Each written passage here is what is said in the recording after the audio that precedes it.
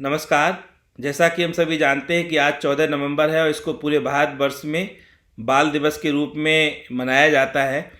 चिकित्सीय समुदाय में आज के दिन का एक और विशेष महत्व है। वर्ल्ड हेल्थ ऑर्गेनाइजेशन या विश्व स्वास्थ्य संगठन द्वारा 14 नवंबर को पूरे विश्व में डायबिटीज़ जागरूकता के लिए इस दिन को वर्ल्ड डायबिटीज़ डे या विश्व मधुमेह दिवस के रूप में भी मनाया जाता है। जैसा कि हम सभी जानते हैं कि डायबिटीज़ एक ऐसी बीमारी है जिसमें कि शरीर में ग्लूकोज या शुगर का स्तर सामान्य से ज़्यादा हो जाता है और जो ग्लूकोज हमारे शरीर में ऊर्जा के स्रोत के रूप में इस्तेमाल होना चाहिए था, वो शरीर में ऊर्जा प्रदान ना करके शरीर में अनावश्यक रूप से जमा हो जाता है सामान्य स्तर से ज़्यादा और शरीर में अपने अनेक तरीके के दुष्प्रभाव छोड़ता है। डायबिटीज़ एक बहुत ही गंभीर बीमारी है और हाल के दिनों में ये देखा गया है कि डायबिटीज़ के केसेस जो वेस्टर्न कंट्रीज़ की अपेक्षा में हमारे जो साउथ ईस्ट एशियन रीजन के कंट्रीज हैं जिसमें कि भारतीय उपमहाद्वीप प्रमुख है, इसमें काफ़ी तेज़ी से डायबिटीज़ के केसेस में बढ़ोतरी हुई है, जिसके काफ़ी सारे कारण हैं। और हाल के दिनों में हमारा देश डायबिटीज़ की कैपिटल या डायबिटीज़ का एक तरीके से हम कहें कि हब बन चुका है, केंद्र बन चुका है। तो डायबिटीज़ के प्रति हमारे अंदर जागरूकता होना बहुत ज़रूरी है, क्योंकि डायबिटीज़ एक तरीके से अगर मैं कहूँ तो ये एक साइलेंट किलर है। इसको साइलेंट किलर के नाम से भी जाना जाता है। साइलेंट किलर इसको इसलिए कहते हैं क्योंकि जब तक हमें पता चलता है कि हमें डायबिटीज़ है, तब तक डायबिटीज़ हमारे शरीर पे के कई अंगों पर अपना दुष्प्रभाव छोड़ चुकी होती है। तो इसलिए एक बहुत ही गंभीर बीमारी है और इसका समय से निदान व समय से उपचार और समय से बचाव, तीनों चीज़ें जो है इसमें बहुत ही ज़रूरी हैं।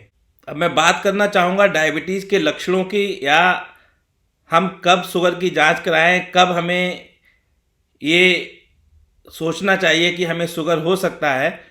तो सर्वप्रथम अगर कोई व्यक्ति काफ़ी ज़्यादा मोटा है, फिजिकली इनएक्टिव है, शारीरिक व्यायाम वगैरह आप बहुत अगर कम कर रहे हैं, घर में डायबिटीज़ की फादर या मदर या किसी फर्स्ट डिग्री रिलेटिव भाई या बहन में डायबिटीज़ की अगर फैमिली हिस्ट्री है और अत्यधिक थकान आपके लिए हो रही है, कुछ कार्य वगैरह करने का मन नहीं कर रहा है, या फिर बहुत ज़्यादा जो है प्यास लगती है, या फिर बहुत ज़्यादा पेशाब लगती है, या फिर बहुत ज़्यादा खाना खाने की इच्छा होती है, तो ये सभी लक्षण जो है मुख्यतः डायबिटीज़ की तरफ इंगित करते हैं। और ऐसे लोगों के लिए डायबिटीज़ की जो है जांच जरूर कराकर देखना चाहिए।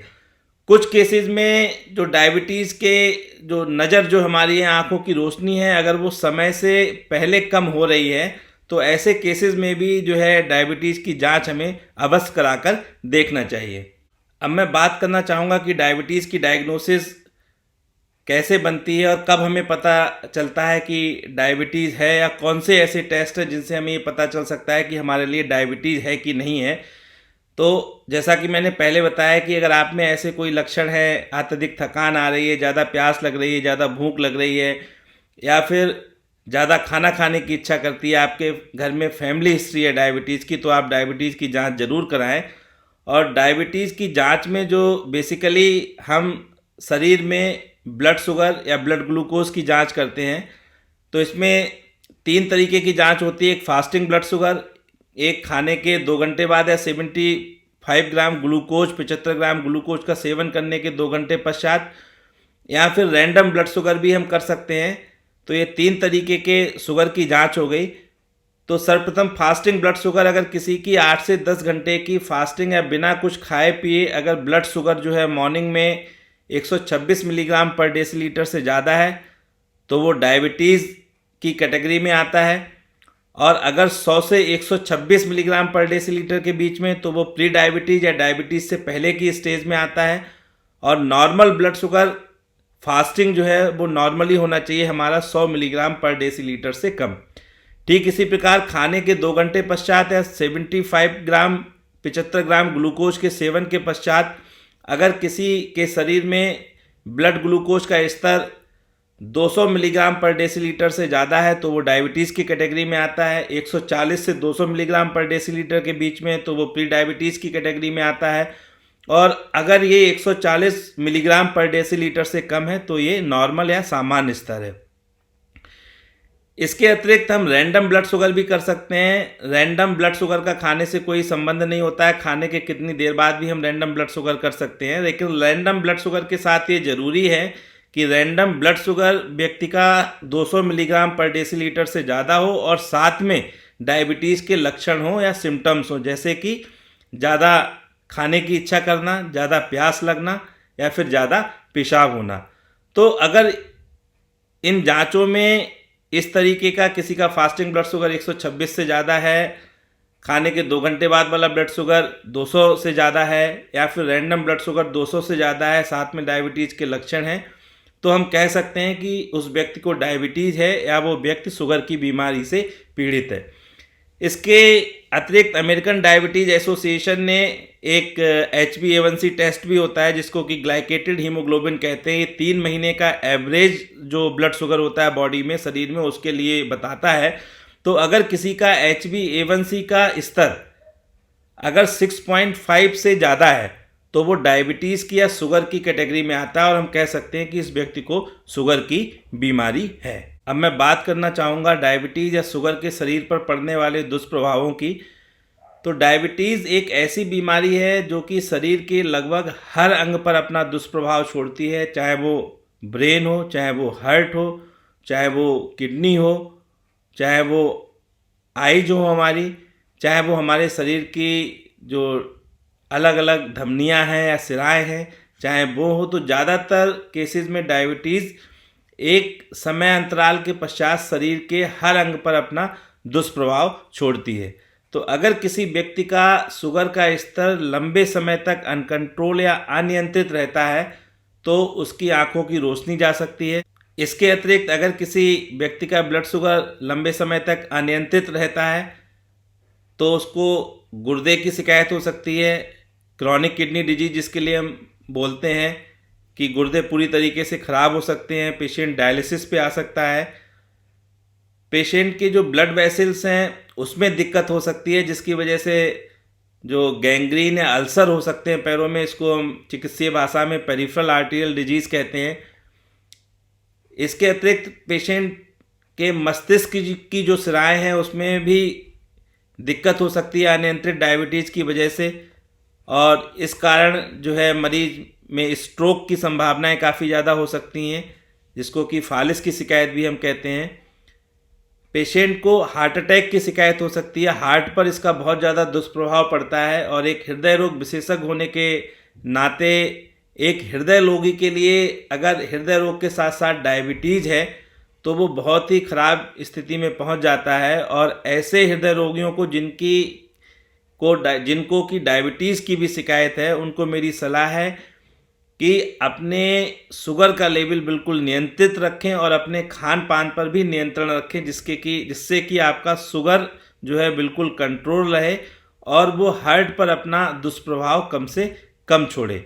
अब मैं बात करना चाहूँगा डायबिटीज़ के उपचार, निदान व बचाव की। तो डायबिटीज़ के उपचार और निदान के लिए आज के आधुनिक समय में कई तरीके की दवाएं उपलब्ध हैं और इसके लिए आप किसी कुशल चिकित्सक, फिजिशियन या किसी एंडोक्राइनोलॉजिस्ट जो कि डायबिटीज़ के उपचार में महारत हासिल किए हुए होते हैं उनसे आप मिलकर उचित परामर्श कर सकते हैं और उसके अनुसार जो दवाएं उनके द्वारा आपको परामर्शित की जाती हैं उन दवाओं का आप जो है रेगुलर बेसिस पे या नियमित रूप से उनका सेवन करें। डायबिटीज़ या शुगर की बीमारी के उपचार में दवाओं और हेल्दी लाइफस्टाइल का बराबर का योगदान होता है। अगर कोई व्यक्ति ये सोचे कि वो सिर्फ दवाओं के माध्यम से अपनी डायबिटीज़ कंट्रोल कर लेगा तो ये संभव नहीं है। दवाओं के नियमित सेवन के साथ साथ एक स्वस्थ दिनचर्या का पालन करना एक डायबिटीज़ या शुगर के रोगी के लिए बहुत ज़रूरी है। तो स्वस्थ दिनचर्या में मेरी डायबिटीज़ से ग्रसित या डायबिटीज़ के रोगी या डायबिटीज़ वाले व्यक्ति के लिए सलाह है कि वो उचित खान पान ले। अपने खान पान में जो है चीनी है, मिठाई है या कार्बोहाइड्रेट रिच डाइट वाले जो खाद्य पदार्थ होते हैं उनका सेवन कम से कम करें। आलू है, चावल है, ये कार्बोहाइड्रेट रिच पदार्थ हैं, इनका भी सेवन कम से कम करें। अपने वजन को नियंत्रित रखें। अपना जो BMI है वो 19.5 से 24.9 के बीच में नियंत्रित कर कर रखें। जो कमर की गोलाई है वो ज़्यादा ना बढ़ने पाए, जिसको कि हम कॉमन भाषा में या आम भाषा में जिसको कहते हैं तोन निकलना, तो एक प्रयास करें कि आपकी तोन ना निकलने पाए, आपका पेट ना बढ़ने पाए। और पेट की गोलाई पुरुषों में 102 सेंटीमीटर और महिलाओं में 88 सेंटीमीटर से कम होनी चाहिए।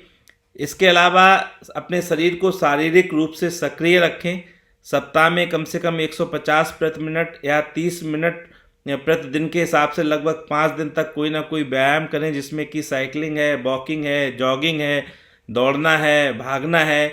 जो एरोबिक एक्सरसाइज है वो ज़्यादा फ़ायदेमंद होती हैं डायबिटीज़ के रोगी के लिए। इसके अतिरिक्त खान पान में जो हरे और ताज़े फल हैं, सब्जियां हैं, उनका सेवन जो है वो ज़्यादा से ज़्यादा करें। अगर आप धूम्रपान या किसी भी तरीके के निकोटीन युक्त पदार्थ का सेवन करते हैं तो उसको बिल्कुल छोड़ दें, उसकी आदत एकदम बिल्कुल जो है आप बंद कर दें।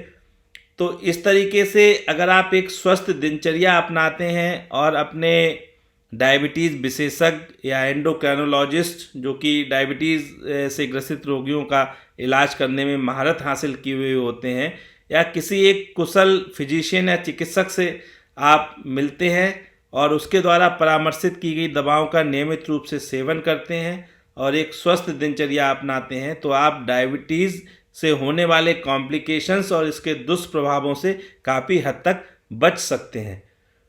तो आज की चर्चा के अंत में संक्षेप में मैं यही कहना चाहूँगा कि डायबिटीज़ एक बहुत ही गंभीर बीमारी है और अगर आप अभी तक इससे ग्रसित नहीं हुए हैं तो अपने स्वस्थ दिनचर्या अपनाकर आप इससे दूर रह सकते हैं। और अगर आप इससे ग्रसित हो गए हैं तो भी घबराने की कोई आवश्यकता नहीं है। आप अपनी दवाओं का नियमित रूप से सेवन करें, स्वयं को प्रसन्न रखें और एक स्वस्थ दिनचर्या अपनाएं, जिससे कि इसका दुष्प्रभाव आपके शरीर पर कम से कम पड़े। धन्यवाद।